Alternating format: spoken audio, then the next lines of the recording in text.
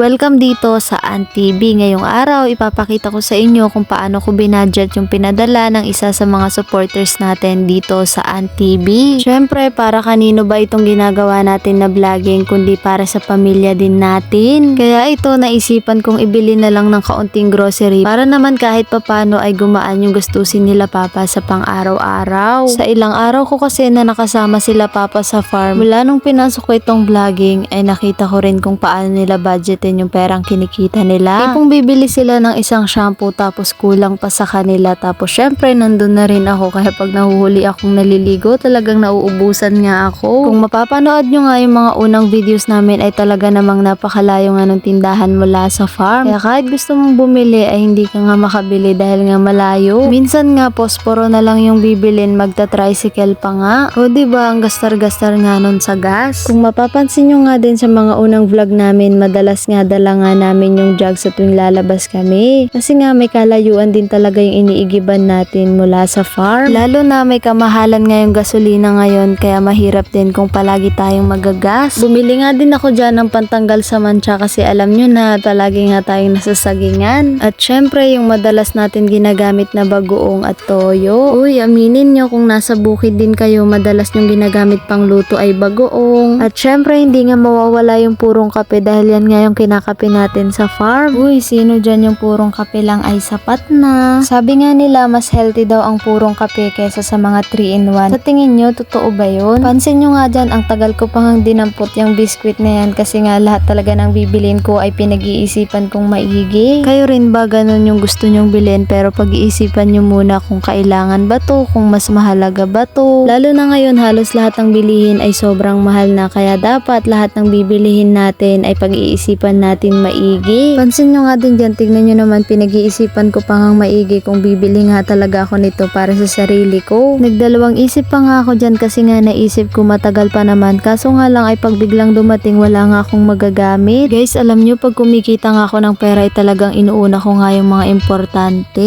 Inuuna ko nga yung mga dapat unahin. Tapos pag may sobra ay bibili ko na nga din kahit hindi ko pa kailangan. Iniisip ko na kapag kinailangan ko na nga ay meron nga akong magagamit. Syempre hindi naman tayo sigurado na kapag dumating sa punto na kinailangan natin ay meron nga tayong panggastos para nga mabili natin yung kailangan natin. Ewan ko, siguro dahil alam ko nga kung gaano kahirap kitain ang pera, dahil alam nyo naman 15 years old pa nga lang ay nakapagtrabaho na tayo. Naalala ko nga dati nung bata pa ako, pag binigyan ako nila mama at ni papa ng barya ay diretso nga ako sa tindahan tapos ibibili ko nga agad yun ng candy. Kayo rin ba nung bata kayo ganun, diretso sa tindahan tapos bibilihin nyo nga yung pagkain na gusto nyo? Kumbaga kahit pwede namang ipunin na lang tapos pag marami na ibabalik nga natin sa magulang natin para naman makatulong nga sa pang-araw-araw nyo. Kaso nga lang dahil bata pa tayo ay hindi nga natin yung naiisip gawin. Ang gusto nga lang natin masunod ay yung gusto natin. Kumbaga ang gusto lang natin ay yung pansariling kaligayahan natin. Uy, aminin nyo din na nung bata pa kayo ay hindi nyo nga naiisip yung sakripisyo ng magulang nyo. Pero aminin nyo, nung natutunan nyo na rin kumita ng pera ay nasabi nyo rin sa sarili nyo na ganito pala kahirap kitain ng pera. Aminin nyo na yung dating pansariling kaligayahan nyo lang ngayon kasama na din pati pamilya mo sa budget mo. Kung minsan pag sobra pa nga ay tinutulong mo pa nga sa mga nangangailangan. Minsan pa nga kahit hindi mo kakilala ay bibigyan mo din. Eto nga, nakalimutan ko palang bumili ng toothpaste kaya ayan, pinahabol ko nga. Natutuwa nga ako dyan dahil kaya pala umalis yung tindera. Akala niya nga ay nabayaran ko na yung mga pinamili ko at okay na nga. Tapos maya-maya nga may nagtanong nga sa akin kung meron pa daw ba akong kailangan. Akala nila kaya hindi pa ako umalis ay meron pa akong kailangan. Sabi ko nga hindi pa nga bayad yung mga kinuha ko tapos sinuklian pa nga nila ako. Sa hirap nga ng buhay ngayon, mapapaisip ka nga sa mga ganong pangyayari kung ibubulsa mo nga o hindi. Pero ako naisip ko nga na kung ibubulsa ko yun ay mas maraming mawawala sa akin at sa pamilya ko. Eto nga, nagtira talaga ako ng para sa bigas kaya ayan, bibili nga ako para naman mas matuwa nga si Papa. Guys, palagi nyong tatandaan na kahit gaano kahirap ang buhay ay wag na wag kayong manlalamang sa kapwa nyo. Palagi nyo ring tatandaan na kung patuloy kayong gumagawa ng kabutihan sa kapwa nyo ay patuloy rin ang pagkilos ng Diyos sa buhay nyo. Sigurado ako na kung patuloy kayong gumagawa ng kabutihan sa kapwa nyo ay hindi niya rin kayo bibiguin sa lahat ng kahilingan nyo. Natutuwa nga ako dito kay ate na binilihan namin ng bigas kasi nga 56 nga yung napili kong bilihin pero sabi niya nga ay 55 na lang daw sa akin. Kaya ayan, sabi ko nga nasa vlog po tayo, shoutout po sa inyo. Maraming salamat salamat po sa kabutihang loob nyo. At syempre maraming salamat din kay Lord dahil kahit saan tayo magpunta ay dinadala niya tayo sa mga taong may mabubuting puso. Lord, kahit hindi pa po kami makabawi sa mga taong tumutulong sa amin at sa mga taong ginagamit mo sa pagtupad ng mga pangarap namin nila Papa, alam ko po na bubuhos ang biyaya sa kanila mula sa inyo. Guys, palagi kong sinasabi sa inyo na kahit hindi pa kayo ganan karami dito sa AnTV ay sobra-sobra ko kayong na-appreciate. Guys, alam nyo nasa 1.7k followers pa lang tayo pero alam nyo pakiramdam ko ang dami-dami na natin. Lalo na kapag nababasa ko yung mga komento nyo, talaga namang nasasabi ko sa sarili ko na talagang pure yung pagmamahal nyo dito sa AnTV. Salamat po sa patuloy na pagsuporta at pagmamahal na ibinibigay nyo. At eto nga, pauwi na pala kami niyan at hihintayin na lang namin si tita dahil nag-CR nga siya sa taas. Dito nga pala kami namili sa palengke ng Dipakulaw. Meron nga kaming sinadya kaya isinabay na rin namin. Bago ko nga po pala makalimutan, gusto ko pong magpasalamat sa taong ginamit ni Lord para maipaabot ang tulong na ito para sa amin. At syempre salamat din po sa mga star sender natin na patuloy na sumusuporta dito sa AnTV. At syempre salamat din po sa mga supporters na walang sawang nagiiwan ng mga komento sa bawat videos na ina-upload ko dito sa AnTV. Syempre maraming salamat din po sa mga taong nanonood ng videos namin nila Papa. Salamat po sa paghanga nyo sa bawat videos na ina-upload ko. Lahat po ng komento nyo ay nababasa ko, yun nga lang po ay hindi ko ma-replyan agad. Ibig sabihin po nun nasa farm po tayo at wala pong signal doon. Dahil may natira pa nga sa pinamili natin kaya nagas na rin tayo para nga si Papa ay hindi na nga maggas. Nakakatuwa lang dahil na budget nga natin ng maayos yung pera tas may natira pa nga 150 pero sabi ko nga kay Papa ay hiramin ko muna kasi igagas ko nga kay Ma. Para nga pag nag-upload ako ay may magamit nga ako. Pagka uwi nga namin agad ko na rin pinakita kay Papa yung mga pinamili namin kaya ito tuwang-tuwa nga sila. Lord, maraming salamat po sa blessing na ito. At syempre sa taong ginamit mo para maipaabot sa amin ito. Sobra-sobra po naming na-appreciate nila Papa yung mga simpleng bagay na to. Mapapansin nyo nga dito na sobrang saya talaga nila Papa at ni Tita. Ito nga si Papa masanay na kayo dahil puro kalokohan nga talaga yan pagkasama nga si Tita. Tuwang-tuwa pa nga si Papa dahil ito nga nakita nga niya nga yung shampoo, nakabili nga ako ng maramihan. Si Tita nga hindi na rin natapos yung ngiti niya, kitang-kita nyo naman dyan. Guys, alam nyo sobrang natutuwa ako kapag nakikita kong ganito kasaya sila Papa. Bale ito pala yung pinakauna na may nagpaabot ng tulong sa atin. Guys, alam nyo sa totoo lang hindi pala talaga biro ang vlogging. Minsan darating sa punto na mapapagod ka at mawawalan ng pag-asa. Lalo na kung mag-isa mo lang na tinatahak lahat ng yun. Pero alam nyo lahat ng pagod nawawala yun pag nakikita kong ganito kasaya sila Papa. Alam nyo guys, kahit gaano kahirap ang buhay, wag na wag kayong susuko na sumubok sa hamon ng buhay. At kung ano man yung ginagawa nyo ngayon para sa pamilya nyo, lalo na kung para sa kinabukasan nyo ay wag na wag nyong ititigil. Dahil sigurado ako na darating din yung araw na para sa inyo. Para saan pa at magbubunga din lahat ng ginagawa nyo. Bago nga po pala matapos ang video na to, may nagpapa-shoutout po ulit. Shoutout po kay Amiga Gen TV. Maraming salamat po sa suporta nyo. Hanggang dito na lang po muna. Ingat po kayo lagi.